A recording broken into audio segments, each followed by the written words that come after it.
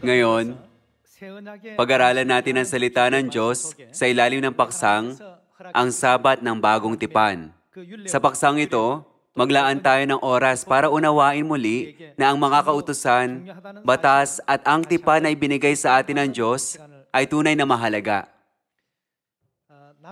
Habang papunta sa South America, naunawaan ko na may pagkakaiba sa South America at Korea.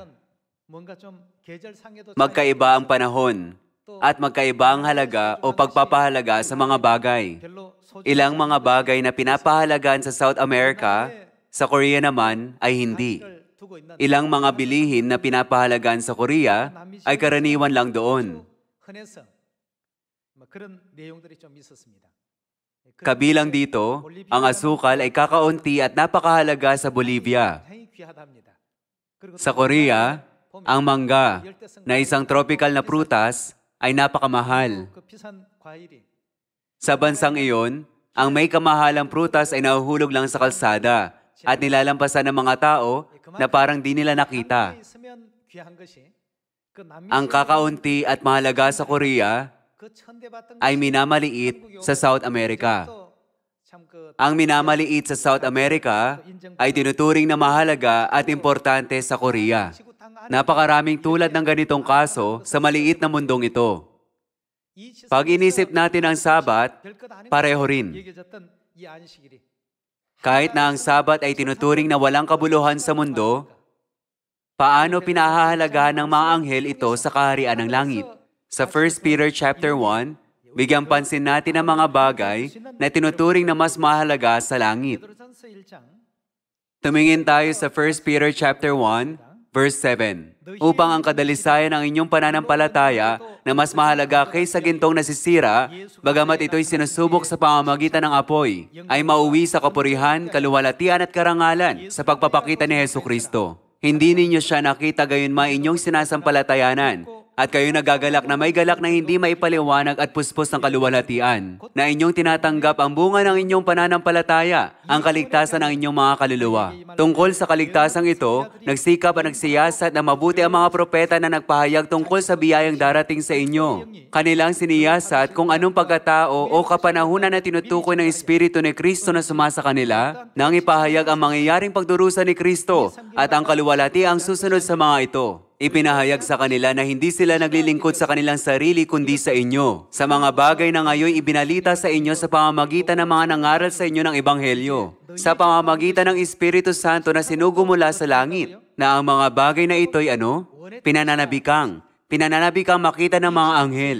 Maraming tao sa mundo ang tinuturing ang katotohanan ng bagong tipan na walang kabuluhan. Maling nauunawaan na ang Sabat na sinusunod natin ay walang kabuluhan at pangkaraniwang Sabado. Pero, alam natin na may malaking halaga ito sa kaharian ng langit. Sinabi, ang mga bagay na ito'y pinananabikang makita ng mga anghel. Sa ibang salita, ang mga bagay na kinaiinggitan kahit ng mga anghel ay ang katotohanan ng bagong tipan kung saan pinangako ng Diyos ang kaligtasan. Dapat iukit ito sa mga puso natin. Sa kaharian ng langit, sa spiritual na mundo, ang bagong tipan ay ganito kahalaga. Kaya di lang maghihintay si Satanas at tinitingnan tayo maligtas. Hinahadlangan ni Satanas ang pinagpalang katotohanan ng kaligtasan na kumalat sa maraming tao at sinisiraan ang bayan ng Diyos at ginagawang tuksuin ang maraming tao para mapalapit sa ibang walang kabuluhang bagay. Para dito, binago ni Satanas ang katotohanan, ang takdang panahon at kautusan ng Diyos. Makikita natin ito sa Daniel chapter 7 verse 24. Tingnan natin ang verse 24. Tungkol sa 10 sungay, mula sa kahariang ito ay babangon ng 10 hari, at may isa pang babangong kasunod nila. Siya ay magiging kaiba kaysa mga nauna, at kanyang ibabagsak ang 3 hari. At siya ay magsasalita laban sa kataas-taasan, at lilipulin niya ang mga banal ng kataas-taasan, at kanyang iisiping baguhin ang mga panahon at ang kautusan. Siyang magsasalita laban sa Diyos ay ang Diablo, tama? Nagpropesiya ang Biblia na si Satanas, ang Diablo, ay magsasalita laban sa Diyos na siyang kataas-taasan at lilipulin niya ang mga banal ng Diyos. Lilipulin niya ang kanyang mga banal. At ano ang papalitan niya? Babaguhin niya ang mga panahon ng katotohanan, ang tinakda at banal na kautusan ng Diyos. Ito ang mga bagay na gagawin ng dyablo. Gusto tayong maligtas ng Diyos. At para ibigay ang kaligtasan, hindi siya nagdalawang isip na pumalupa sa laman. Pero, binago ni Satanas ang mga panahon at kautusan para di natin marating ang kaligtasan. Pinipili ni Satanas sa mga tao na ituring ang mahalaga bilang di mahalaga at ginagawa ang mga taong ituring ang di mahalaga at walang kabuluhan bilang mahalaga. Inaakay niya tayong makita ang lahat ng bagay ng pabaliktad. Ito ang estratehiyang ginagamit ni Satanas ngayon. Hinayaan ng Diyos na masulat ang Biblia. Ginagabayan ng Espiritu Santo. Sa Biblia, na nirecord ng mga inudyukan ng Espiritu Santo na dapat ituon ang isip sa mga bagay na nasa itaas at mas pahalagahan ang makalangit na bagay, hindi ang makalupang bagay. Kung gayon, ang gawain ng langit ay magpapatuloy. Magpapatuloy ito sa oras na tatagal magpakailan paman. Sa pagdating ng oras na iyon, maunawaan natin na ang lahat ng bagay na tinuring na mahalaga ng makamundong tao ay tunay na walang kabuluhan at di mahalaga. Sa kaharian ng langit, itinuturing natin sila na walang kabuluhan, kahit na tinuturing sila ng mga tao sa lupa na pinakamahalaga. Ang sandaling maunawaan nila ito ay darating. Ngayon, alamin natin kung ano ang halaga na nakapaloob sa araw ng Sabat ng Bagong Tipan. Tingnan natin sa Genesis chapter 2, verse 1. Nayari ang langit at ang lupa, at ang lahat ng mga bagay sa mga iyon. Nang ikapitong araw ay natapos ng Diyos ang gawain na kanyang ginawa, at nagpahinga siya ng ikapitong araw mula sa lahat ng gawain kanyang ginawa. At binasbasa ng Diyos ang ikapitong araw at kanyang ginawang banal. Sapagkat sa araw na iyon ay nagpahinga ang Diyos sa lahat ng gawain na kanyang ginawa. Ganito ito ni-record sa Biblia. Ang araw na binasbasa ng Diyos. Ang araw ng Sabat ay isang napakahalagang pangako kaysa sa iba pang pangako sa mundo. Kung may meeting, kasama ang isang presidente sa mundo, o kung may isang nagpasa ng isang dokumento sa government office sa tamang oras, siya ay dapat magsikap na huwag lumampas sa deadline. Pero, di tinuturing ng mga tao ang araw ng Sabat na mahalaga kahit na binasbasa ng Diyos ito. Mga kapatid, kung ang araw ng Sabat ay isang bagay na walang halaga, bakit sinabi na pinananabikan ng mga anghel sa langit ang katotohanan tungkol dito at naiinggit sa mga pagpapala na hinanda ng Diyos at ipinangako sa atin?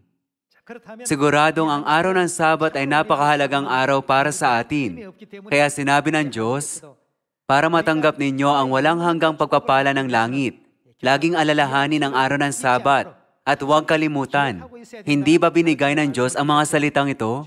Ayon sa Exodus chapter 20 verse 8, anong utos ang ibinigay ng Diyos bilang ika-4 na utos sa 10 utos? Alalahanin mo ang ano? Alalahanin mo ang araw ng Sabat upang ingatin itong banal.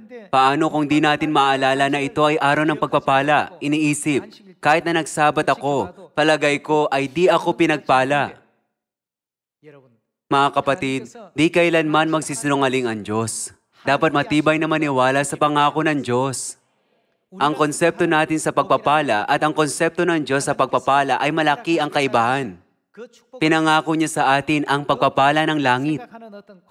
Kung ikukumpara ang mga pagpapala na natanggap natin sa pagbulot ng bato sa kalsada, ang pagpapala na ipinangako ng Diyos ay maikukumpara sa pagtanggap ng napakalaking diamante na di mawawala pero tatagal magpakailanman.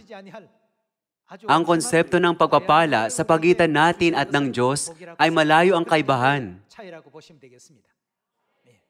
Iniisip natin na pinagpala tayo pag nabigyan tayo ng ilang pisikal na bagay, o kung gumaling tayo, o kung ang mga anak natin ay pumasok sa mabuting universidad at marami pa.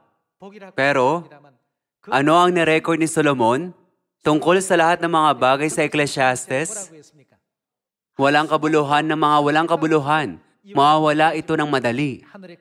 Pero, Ang makalangit na pagpapala ay magpakailanman, tulad ng bituin sa langit. Binigyang diin ng Diyos na ang kanyang mga pagpapala ay di maikukumpara sa mga panandaliang kasiyahan sa mundong ito.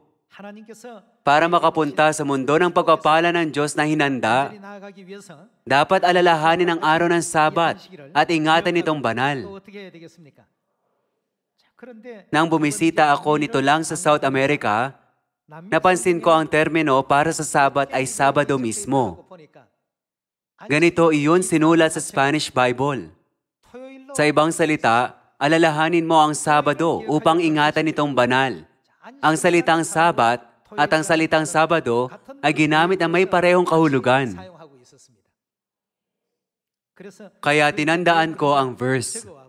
Nakasulat ito tulad nito, Acuérdate del día de reposo para santificarlo. Ito ang ekspresyon para sa alalahanin mo ang araw ng Sabat upang ingatan itong banal. Dito, el día de reposo ay araw ng pamamahinga, araw ng Sabat.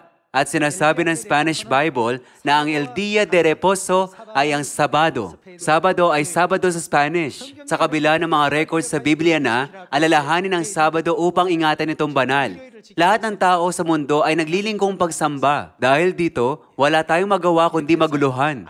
Pero ipinaalam ng Diyos na ang araw ng Sabat ay Sabado. Sa mga bansang nag-Spanish, sa pagre-record ang parehong termino para sa Sabat at Sabado. Kaya ngayon, maraming nawawalang kapatid ay nagising. Naririnig ang balita ng buhay. Sinasabi ito ng Biblia, pero bakit ang mga tao ay sumasamba ng linggo? Bakit ganoon?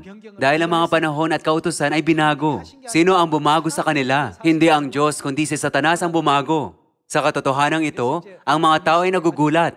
Naniniwala ako na isa ito sa mga rason kaya ang mga nawawalang makalangit na pamilya sa South America ay pupunta sa katotohanan ng mabilis. Tingnan natin sa Jeremiah chapter 11 verse 1.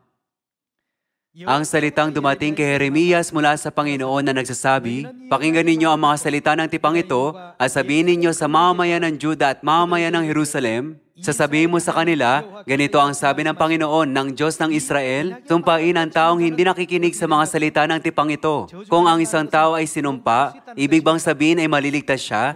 Hindi siya maliligtas. Sino ang sinumpa? Ang taong hindi nakikinig sa salita ng tipan. Ang mga hindi sinusunod ang mga salita ng tipan. Tiyak na sinabi ng Biblia na mga ganitong tao ay susumpain. Tingnan natin sa verse 4.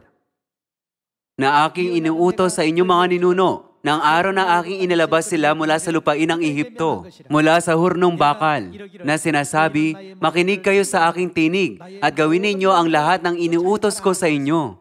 Kabilang sa mga batas na bigay ng Diyos, may utos, alalahanin mo ang araw ng Sabat upang ingatan itong banal. Makinig kayo sa aking tinig at gawin ninyo ang lahat ng inuutos ko sa inyo. Sa gayoy, magiging bayan ko kayo at ako'y magiging inyong Diyos. Kahit sinabi ito ng Diyos na mahigpit at inutusan silang sundin ang mga salita, mga hangal sila na di sumunod sa salita ng Diyos ng may pananampalataya. Pumunta tayo sa chapter 11 verse 9. At sinabi sa akin ng Panginoon, may sabwatang natagpuan sa mga kalalakihan ng Juda at sa mamamayan ng Jerusalem. Sila'y bumalik sa kasamaan ng kanilang mga ninuno na tumangging makinig sa aking mga salita. Sila'y nagsisunod sa ibang mga Diyos upang paglingkuran ng mga iyon. Sinira ng sambayanan ng Israel at ng Juda ang tipan na aking ginawa sa kanilang mga ninuno. Kaya't ganito ang sabi ng Panginoon, narito ako'y magdadala sa kanila ng kasamaan na hindi nila matatakasan. Bagaman sila'y dumaing sa akin, hindi ko sila pakikinggan.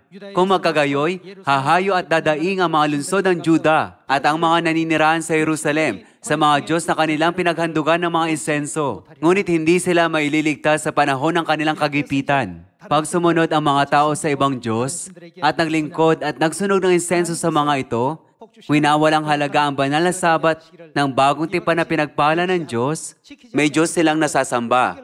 Anong Diyos ito? Ito ang Diyos-Diyosang araw. Kaya sinasabi ng Biblia, tumanggi sila makinig sa salita ng Diyos at bumalik sa mga kasamaan ng kanilang mga ninuno at nagsisunod sa ibang Diyos para paglingkuran sila. Kaya sisirain ng Diyos ang tipan na ginawa niya sa kanilang mga ninuno. at babawiin lahat ng mga pagpapalang pinangako ng Diyos na ibinigay sa kanila. Kaya dapat laging patuloy na isipin kung bakit natin kailangang hanapin ang mga makalangit na bagay. Sumunod sa salita ng Diyos at laging manatili sa mga katuruan ng Diyos. Kailangan isipin ang halaga ng makalangit na bagay sa pamamagitan ng mga salita ng Biblia.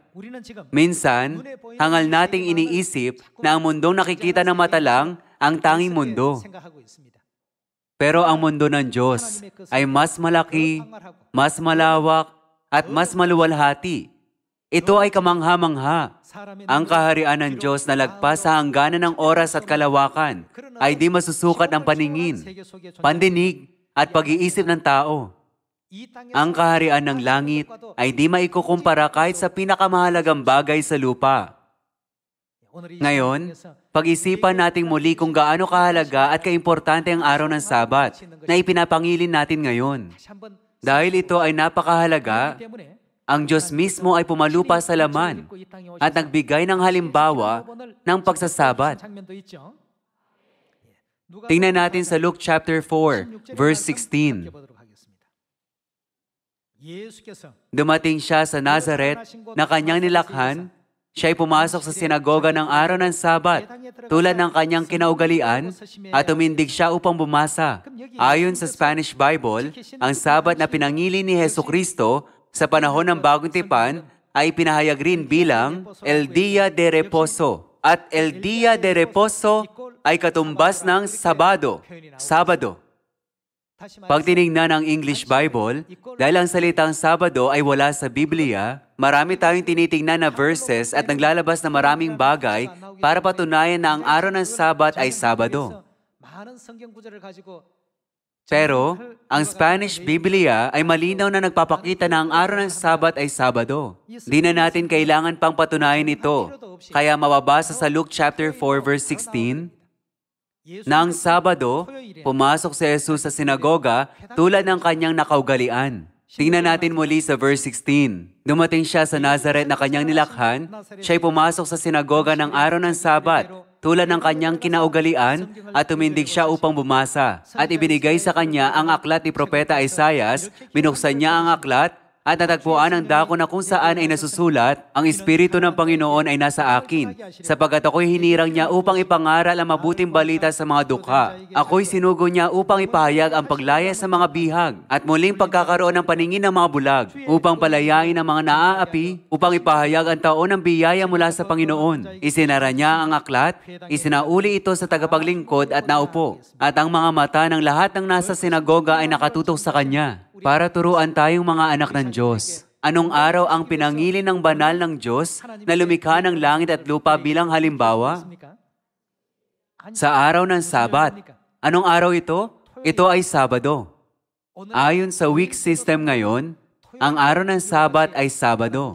Tuwing Sabado, ipinakita ng Diyos sa kanyang mga anak ang pagsamba sa Diyos para magawa nila tulad ng sinabi niya, sapagkat kayo'y binigyan ko ng halimbawa upang gawin din ninyo ayon sa ginawa ko sa inyo. Bakit siya nagbigay ng halimbawa sa atin? Nagbigay siya ng halimbawa para gawin natin ito.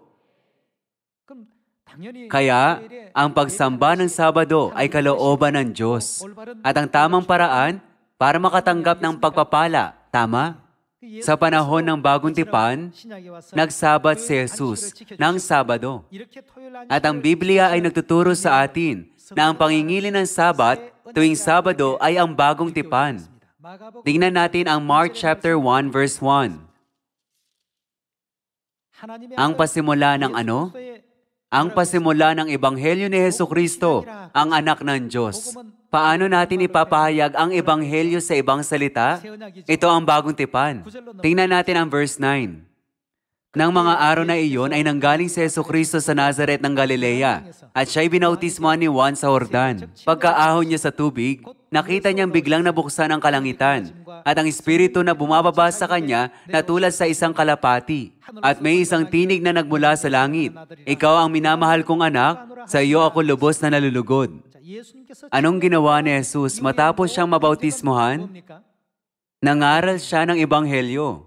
Sa ibang salita, ang lahat ng seremonya at pagsambang ginawa ni Jesus ay nasa regulasyon ng Bagong Tipan. Kung gayon, ang Ebanghelyo ni Luke chapter 4 ay gawain ni Jesus na isinagawa niya matapos siyang mabautismuhan. Sa ibang salita, ang Sabat na ipinangili ni Jesus ay iba sa Sabat na ipinangili ng sinaunang mga pari sa paghahandog ng mga tupa o baka at sa pagbubuwis ng kanilang dugo para sa umaga at paghapong pagsamba.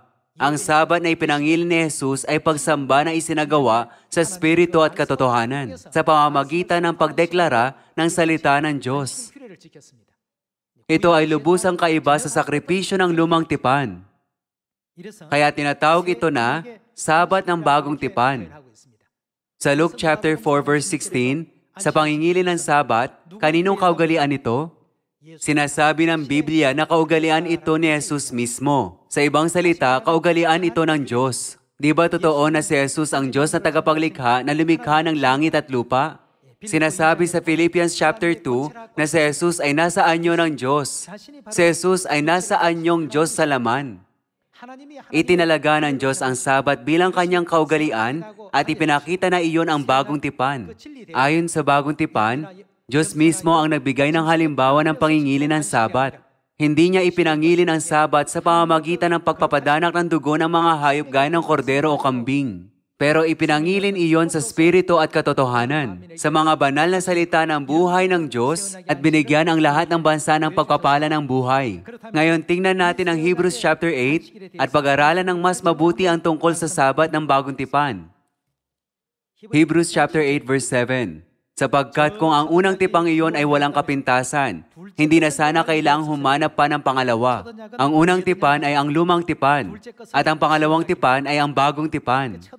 Mayroong kulang sa pagsamba sa unang tipan, na inaalay sa pamamagitan ng pagpapadanak ng dugo ng mga hayop, dahil iyon ay isang kopya at anino. Ang pag-aalay sa realidad ay kinakailangan. Verse 8, sapagkat nang makakita ang Diyos ng kapintasan sa kanila, ay sinabi niya, ang mga araw ay tiyak na darating, sabi ng Panginoon, na ako'y gagawa ng isang bagong tipan sa sambahayan ni Israel at sa sambahayan ni Juda. Hindi ayon sa tipang aking ginawa sa kanilang mga ninuno, ng araw na hawakan ko sila sa kamay, upang sila'y ihatid papalabas sa lupain ng Ehipto, sapagkat sila'y hindi nagpatuloy sa aking tipan, kaya't ako'y hindi nagmalasakit sa kanila, sabi ng Panginoon. Ang mga hindi nagpapatuloy sa tipan ng Diyos ay hindi maaaring manatili sa pagpapala ng Diyos. Sinabi ng Diyos na dahil hindi sila nagpatuloy sa tipan, kaya't hindi nagmalasakit ang Diyos sa kanila. Verse 10, ito ang tipang aking gagawin sa sambahayan ni Israel. Pagkatapos ng mga araw na iyon, sabi ng Panginoon, ilalagay ko ang aking mga kautusan sa kanilang pag-iisip